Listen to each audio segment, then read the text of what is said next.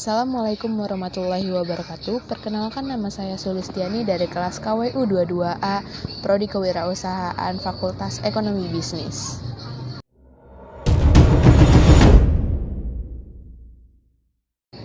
Oke, jadi SWOT itu apa sih? Jadi analisis SWOT itu adalah teknik menganalisis yang digunakan untuk mengevaluasi kekuatan atau strength, kelemahan weakness, peluang opportunities, dan ancaman threats.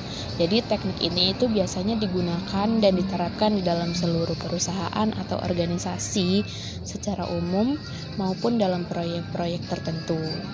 Dan ada beberapa juga contoh ketika kita membuat konten nih, ketika kita membuat perencanaan fitur, produk baru, perumusan strategi media sosial atau online advertising. Oke, di sini udah ada penjabarannya ya, SWOT. Kita dari S dulu. S itu adalah strength atau kekuatan ya. Jadi strength itu adalah sumber daya yang dikendalikan oleh perusahaan. Jadi kita perlu mengetahui suatu kelebihan yang dimiliki saat memulai menganalisis SWOT. Di bagian strength ini tuh ada apa aja gitu. Yang W itu ada weakness atau kelemahan. Kalau tadi ada kekuatan, yang pasti ada kekurangannya juga. Nah, kita juga perlu mencari tahu nih kelemahannya itu apa. Biasanya para pembisnis itu akan membandingkan hasil analisis suatu perusahaan dengan perusahaan bisnis lain. Nah, yang ketiga itu ada opportunity atau peluang. Nah, opportunity ini adalah situasi utama yang menguntungkan bagi perusahaan. Jadi metode analisis ini dianggap sangat perlu karena dapat memprediksi suatu usaha bisnis sampai pada keberhasilan bisnis yang bisa dicapai. Yang keempat itu ada threats atau ancaman. Kalau tadi ada situasi utama yang menguntungkan, nah yang ini merupakan penghalang utama. Benar-benar harus diperhatikan juga. Kenapa begitu?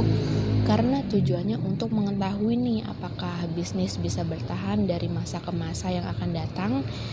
Contohnya banyaknya pesaing, jangka waktu minat konsumen, ketersediaan sumber daya manusia. Lalu di sini ada manfaat SWOT. Yang pertama itu manfaatnya mengatasi masalah internal perusahaan. Yang kedua itu memperluas jaringan dan membangun relasi bisnis. Yang ketiga menghindari kerugian, itu udah jelas. Dan yang keempat membuat inovasi dan mengembangkan perusahaan. Jadi dalam arti lain, analisa SWOT itu dapat dimanfaatkan untuk membantu kita dalam proses perencanaan hingga pelaksanaan rangkaian tahap bisnis secara terstruktur dan sistematis melalui pengetahuan dasar. Nah, sekarang kita masuk ke menganalisa SWOT aplikasi Twitter. Nah, aplikasi Twitter tuh apa sih gitu? Twitter itu merupakan aplikasi jaring sosial andalan dan sumber informasi peristiwa di dunia gitu. Mulai dari berita terbaru di Indonesia, cuaca, politik, olahraga, dan lain-lain gitu. Twitter itu merupakan situs jaring sosial yang diluncurkan pada 2006 dan kini setidaknya memiliki 100 juta pengguna aktif setiap harinya. Juga 500 juta tweet yang dikirim setiap harinya. Jadi Twitter itu bisa digunakan untuk mendapatkan berita terkini, mengikuti info selebritas terkenal, serta menjalin komunikasi dengan teman. Bahkan kita bisa mendapatkan teman gitu. Nah, jadi melalui aplikasi ini maka pengguna Twitter itu memungkinkan untuk terhubung dan berbagi pemikiran kepada audiens yang jumlahnya besar. Oke, jadi analisa SWOT untuk aplikasi Twitter yang pertama itu ada strength atau kekuatan ya. Yang pertama itu ada populer untuk berita dan pemasaran. Jadi tweet itu telah merubah menjadi saluran komunikasi resmi ya. Informasi yang disampaikan itu dengan cepat dan mudah. Yang kedua itu ada fitur inovatif dan menyenangkan ya. Dari topik yang tren hingga tagar, retweet, Twitter juga menawarkan fitur paling inovatif dan berguna. Fitur-fitur ini tidak hanya menyampaikan informasi terbaru, juga memungkinkan penggunanya itu untuk merespon dan menyampaikan pikiran mereka. Nah, yang ketiga itu ada informasi serentak tersampaikan. Jadi informasi terbaru itu jadi lebih cepat menyebar di aplikasi ini dan semua orang pun bisa mengetahui apa yang sedang trending saat ini gitu. Yang kedua itu ada weakness atau kelemahan. Jadi yang pertama itu algoritmanya masih kurang sempurna. Twitter itu telah berjuang untuk menyempurnakan algoritmanya untuk memuaskan pengguna.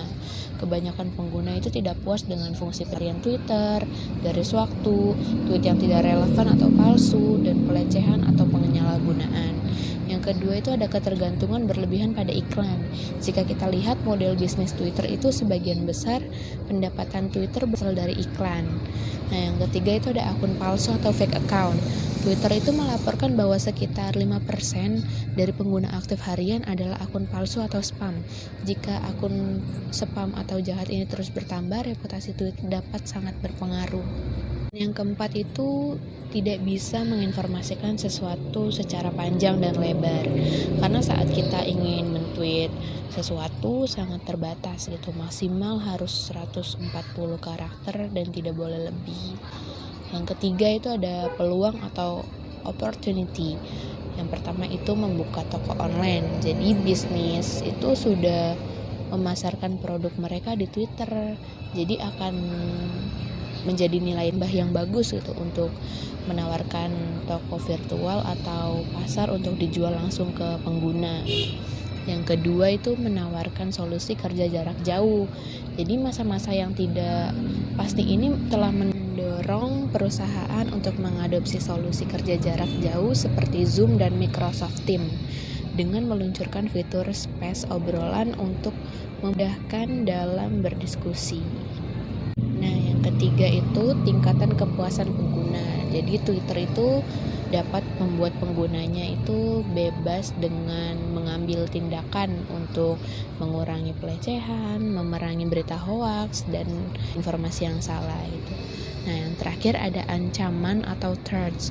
Yang pertama itu ada persaingan ketat dengan aplikasi lain, itu sudah pasti ya. Jadi dari pesaing lama seperti Facebook, Instagram, hingga platform media sosial baru seperti TikTok, itu pesaing kuat dapat mencuri pengguna dari Twitter. Ini merupakan ancaman serius ya, karena peningkatan jumlah dalam 5 tahun ke depan itu diproyeksikan sangat tipis. Kedua itu ada penindasan kebebasan berbicara.